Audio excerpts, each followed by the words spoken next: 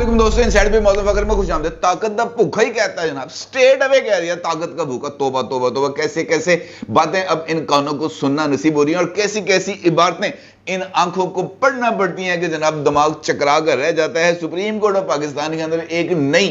Application दायर की गई है, एक पिटीशन दायर की गई है और उस पिटीशन में मुतालबा किया गया है या इस्तदा की गई है पाकिस्तान की सबसे बड़ी आईनी अदालत यानी सुप्रीम कोर्ट ऑफ पाकिस्तान से कि जनाब chief of army staff general Asim Munir साहब का जो हल्फ है उसकी तशरीह फरमा दें। और इसका मतलब यह है कि वो चाहते हैं कि इस बात का तयन किया जाए कि वो हल्फ जो कोई भी पाकिस्तान का चीफ ऑफ आर्मी स्टाफ या सर्विसेज से वाबस्ता अफराद लेते हैं वो हल्फ क्या है और उस हल्फ के तहत उनके जो फराइज हैं वो कहां कहां तक मौजूद हैं, किस किस दायरे के अंदर वो काम कर सकते हैं, आईनी हदूद का तयन कर दिया जाए। अलबत्ता यह बात जरूर है कि यह पिटीशन आने के बाद सुप्रीम कोर्ट ऑफ पाकिस्तान के अंदर एक नया युद्ध होने जा रहा है, एक बड़ी खौफनाक किस्म की रस्साकशी होने जा रही है, एक जबरदस्त किस्म की लड़ाई होने जा रही है। क्योंकि जिस दरखास्त का मैं जिक्र कर रहा हूं वो दरखास्त साबिक एडिशनल अटॉर्नी जनरल जनाब राजा मोहम्मद अरशाद एडवोकेट साहब की तरफ से दायर की गई है। यह दरखास्त अगर आप इसका मुताला करें तो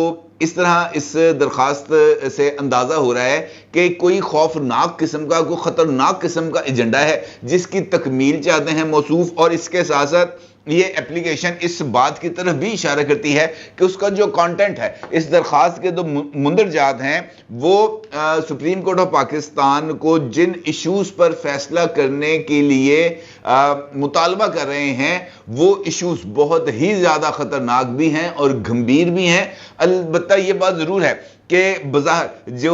जिन चीज़ों का जिक्र किया गया है वो आईनी हदूद के अंदर रहते हुए सिविल और मिलिट्री रिलेशनशिप और सिविल और मिलिट्री दायरे इख्तियार का तयन करते हैं, लेकिन हकीकत चूंकि वो जो बुक ऑफ लॉ के अंदर लिखी हुई है उससे बिल्कुल मुख्तलिफ है। लिहाजा सुप्रीम कोर्ट ऑफ पाकिस्तान के लिए इस बात का तयन करना भी बहुत ही ज्यादा मुश्किल होगा। और बज़ाहिर इस तरह के इशारे मिल रहे हैं इस दरखास्त के मुताले के बाद कि एक नई युद्ध या एक नई लड़ाई की बुनियाद रखी जा रही है और इस लड़ाई में इस्टेब्लिशमेंट को निशाना बनाने के लिए सुप्रीम कोर्ट ऑफ पाकिस्तान के कंधे पर बंदूक रख के चलाई जाएगी। निशाना पाकिस्तान की इस्टेब्लिशमेंट होगा और जो बहाना है, जो गोली है, वो यकीनी तौर पर दस्तूर पाकिस्तान के नाम की इसके अंदर डाली जाएगी। सुप्रीम कोर्ट ऑफ पाकिस्तान से इस एप्लीकेशन के अंदर इस्तदा की गई है कि आर्मी चीफ के ओहदे के हल्फ की तशरीह करे ताकि रियासत के मामलात में उनके किरदार का तयन किया जा सके और वफाकी हुकूमत को मुल्क में आईनी तर्ज हुक्मरानी यकीनी बनाने का हुक्म दिया जा सके। ये पहला और मेन जो जिसके हम कह सकते हैं कि इस्तदा है जो इस रिट पिटीशन के अंदर की गई है। लेकिन जैसा मैंने भी आपसे गुजारिश की कि बात इतनी सिंपल नहीं है क्योंकि यहां पर जिन जिन जगहों पर इस बात का जिक्र किया गया है वहां पर जो कंटेंट है वो बहुत ही ज्यादा मानीखेज है। क्योंकि इस दरखास्त में इस्तदा की गई है कि फौज के इदारे को ताकत के भूखे सियासतदानों के हाथों बदनाम होने से बचाना कौमी मफाद में है। ठीक है जी, वो कहते हैं कि इदारे को इस्तेमाल करते हैं कौन? ताकत के भूखे सियासतदान, और वो उनको लेके आते हैं इस मैदान अमल में और फिर यहां पर लाकर उनको फंसा देते हैं। यहां पर एक जानिब सियासतदानों को टारगेट किया गया लेकिन अगले ही जानिब अगले ही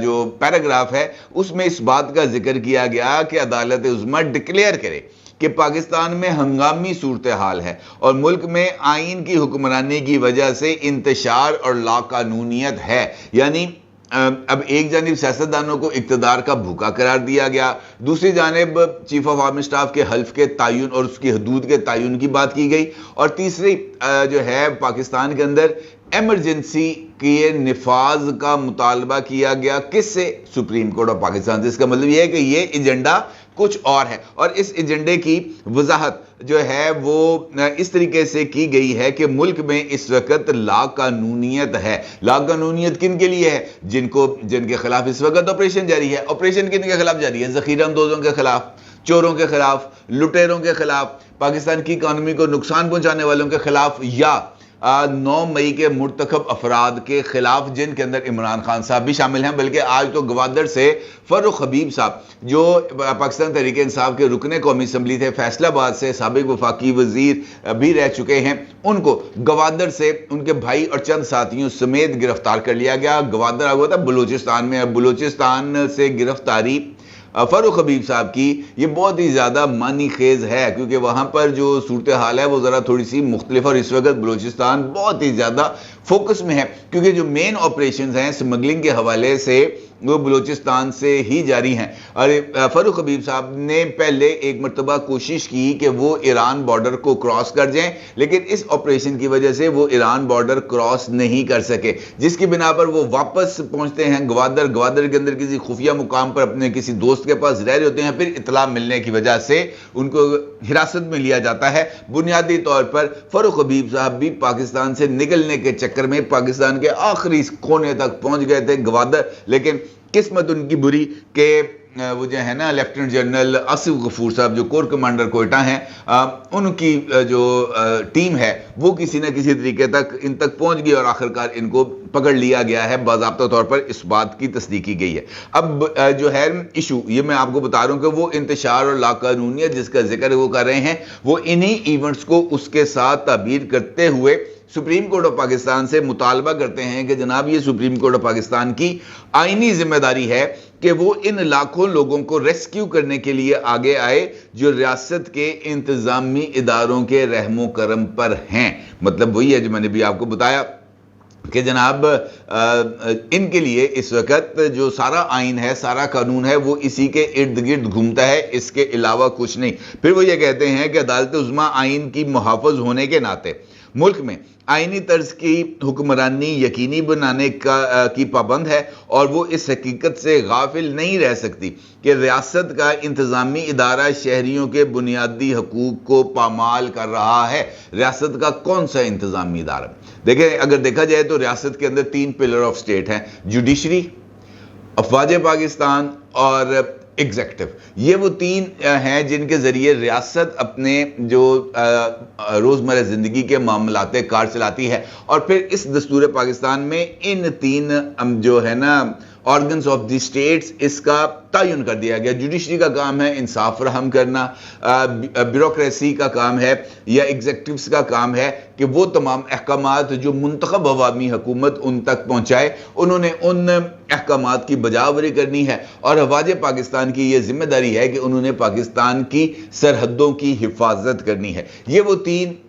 جو ہے نا کمپوننٹس آف دی سٹیٹس ہیں، اور اس کے لیے جو آئینی دائرہ کار ہے یا ان کے لیے جو بھی دائرہ کار کا تعین کیا گیا ہے وہ اسی کے ارد گرد گھومتا ہے۔ اب چونکہ افواج پاکستان نے ریسنٹلی پاکستان کو اس اکنامک میس سے نکالنے کی کوشش کی گئی ہے، کیونکہ اس درخواست میں خاص طور پر اس بات کا ذکر کیا گیا ہے کہ chief of army staff general Asim Munir صاحب کی طرف سے جو انویسٹمنٹ فیسیلیٹیشن کاؤنسل قائم کی گئی ہے، جس کے اندر وہ خود بھی بطور رکن موجود ہیں، ان کی یہ خواہش ہے کہ پاکستان کے اندر اس پلیٹ فارم سے انٹرنیشنل انویسٹمنٹ آئے بھی، وہ اس انٹرنیشنل انویسٹمنٹ کو سیکیور بھی کریں، اور اس انٹرنیشنل انویسٹمنٹ کے راستے میں پاکستان کی بیوروکریسی کی طرف سے یا دیگر اداروں کی طرف سے جو ریڈ ٹیپنگ ہوتی ہے اس کا خاتمہ کیا جائے۔ ون ونڈو آپریشن ہو، لوگ پیسے لے کے آئیں، یہاں پر لگائیں، پروفٹ لیں اور یہاں سے چلے جائیں، اس طرح کا ان کا ایک میکنزم ہے۔ لیکن درخواست میں یہ کہا جاتا ہے کہ اصل سٹیٹسمین شپ کسی قوم کو موجودہ صورتحال سے نکال کر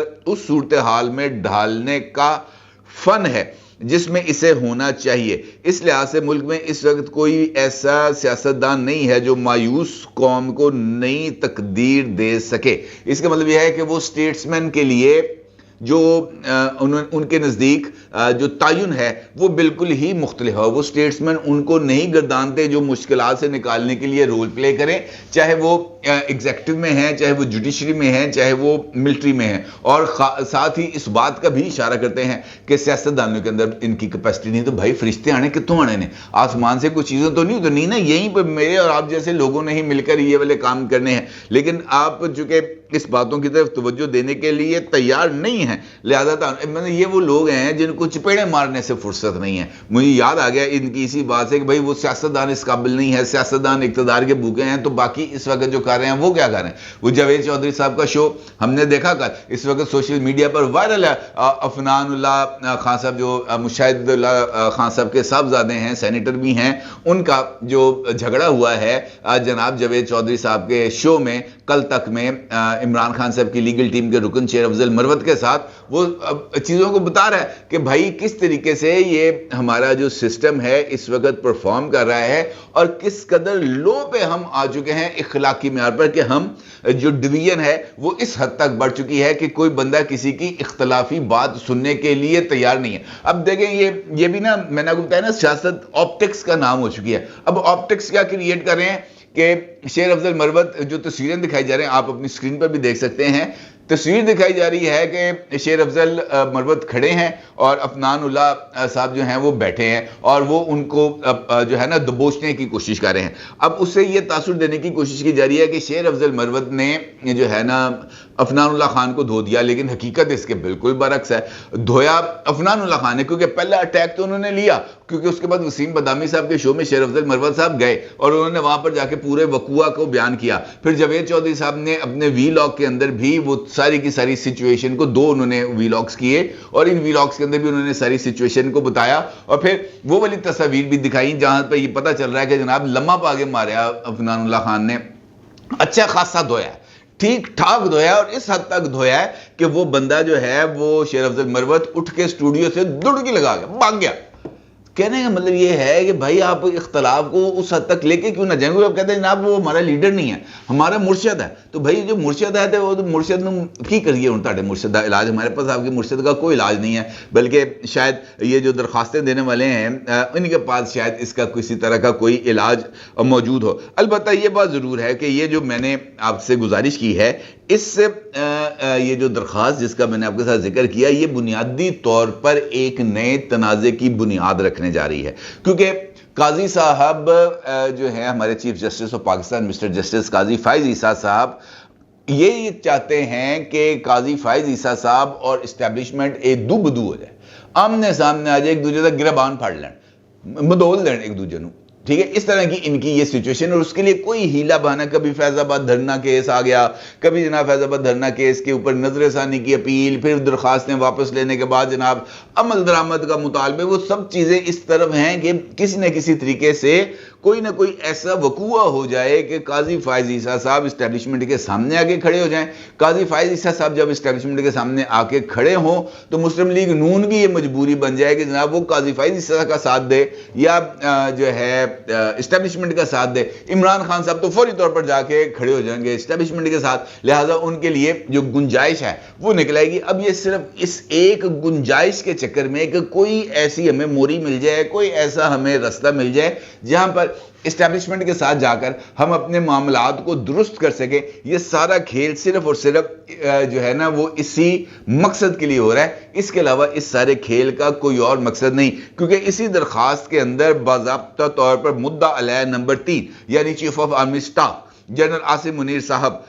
کا ذکر کرتے ہوئے یہ بات کہی گئی ہے کہ آرمی چیف آئین کی پاسداری کے حلف کے پابند ہیں. یعنی وہ یہ سمجھتے ہیں کہ آرمی چیف اگر اپنی ڈومین سے آگے بڑھ رہے ہیں تو وہ ان کے حلف کی خلاف ورزی ہے. وہ کام جو 9 مئی کو موب کے ذریعے نہیں کرایا جا سکا, اس کے لیے جو ہے نا چیف جسٹس کا موڈا استعمال کیا جا رہا ہے. لیکن ثابت کیسے کریں گے کہ آرمی چیف جو ہیں وہ اپنی آئینی حدود سے تجاوز کر رہے ہیں؟ کوئی ایک ایسا ثبوت تو دینا پڑے گا نا, کوئی ایسی فون کال, کوئی ایسا لیٹر, کوئی ایسی کانورسیشن جس کے اندر یہ بات کہی گئی ہو کہ جناب آرمی چیف نے حکم دیا ہے کہ عمران خان کو ٹنگ دیو. کوئی ایسی چیز آئے جہاں پر سامنے یہ بات کہی گئی ہو کہ نواز شریف کو اقتدار میں لے کے آنا ہے, ہر حال میں لے کے آنا ہے, پاکستان تحریک انصاف کو بلڈوز کر دیجیے. کوئی نہ کوئی چیز ایسی تو ہونی چاہیے جس سے یہ بات اسٹیبلش ہو کہ جو ہے آرمی چیف نے اپنی جو ڈومین ہے اس سے تجاوز کیا ہے. لیکن چونکہ میں نے آپ کو بتایا نا کہ صرف فس کریٹ کرنا ہے, اسی کے لیے جو درخواست ہے وہ کی گئی ہے اور عدالت عظمیٰ سے درخواست کی گئی ہے کہ ریاست کے معاملات میں آرمی چیف کے کردار کی تشریح اور تعین کرے تاکہ ریاستی ڈھانچے میں ان کے ظاہری اور خفیہ کردار کے بارے میں اس تنازع کو ختم کیا جا سکے۔ اب یہ ہے وہ بنیادی کھیل جس کے ارد گرد یہ ساری نیٹنگ کی جا رہی ہے۔ بنیاد کیا ہے کہ آرمی چیف اس وقت جو ہے وہ بے لچک ہے۔ وہ کہتا ہے جناب میں نے سیاست کے اندر نہیں آنا، لیکن کہتے ہیں کھچ کے ترو کے لے کے آؤ۔ وہ کہتے ہیں میں نے کوئی ڈیل نہیں کرنی، میں نے 9 مئی کے لوگوں کو نہیں معاف کرنا۔ یہ کہتے ہیں نہیں بھائیں تہاڈی مہربانی، اللہ دا واسطہ ہے، عمران خان کو معاف کر دے، باقی بھاویں تل دیو، حسن اللہ نیازی کو تل دیو۔ وہ کہتے ہیں جناب یہ جو سارے لوگ اس وقت جیلوں میں موجود ہیں ان کو رڑک کے رکھ دیں، ان کو پیس دیں، ان کا پاؤڈر بنا دیں۔ خان کو کچھ نہ کہنا یار، اس کے چھوٹے چھوٹے بچے ہیں جو جمائمہ گولڈ سمتھ کے پاس جو ہیں وہ پل رہے ہیں لندن میں، پاکستانی بچوں کی خیر ہے، ان کی کوئی ضرورت نہیں ہے۔ وہ جہاد کے لیے ایندھن ہے، وہ اس نئے پاکستان کی لڑائی کے اندر جو ہے اپنا خون بھی دیں گے، پسینہ بھی دیں گے، وسائل بھی دیں گے، لیکن وہ جو ہیں قاسم سلمان اور ٹیرین وہ جمائمہ گولڈ سمتھ کے پاس بیٹھیں گے، کیونکہ وہ عمران خان کے بچے نہیں ہیں، وہ پاکستان کی اولادیں نہیں ہیں، وہ جمائمہ گولڈ سمتھ کے بچے ہیں، عمران خان کے نہیں ہیں، لہذا وہ پاکستان نہیں آ سکتے۔ پاکستان کے لیے چونکہ اب اگلی اولاد کوئی ہے نہیں ابھی تازہ جو شادی کی ہے، لہذا جو پاکستان کی قوم ہے اسی کو استعمال کرنا ہے، اور چونکہ وہ قابو میں نہیں آ رہی لہذا اب یہ اگلا جو کھیل ہے وہ شروع کیا گیا ہے۔ اب دیکھنا یہ ہے کہ اس کھیل کے کیا نتائج آئیں گے۔ قاضی صاحب کے لیے مجھے لگ رہا ہے کہ معاملات آنے والے دنوں میں کچھ مزید مشکلات کا شکار ہونے جا رہے ہیں، اور یہ ان کے لیے ایک امتحان ہے کہ وہ صورتحال سے کیسے عہدہ برا بھی ہوں گے اور باہر بھی نکلیں گے۔ اپنی رائے کو ضرور اظہار کیجیے گا۔ آپ کا بہت شکریہ، اللہ حافظ۔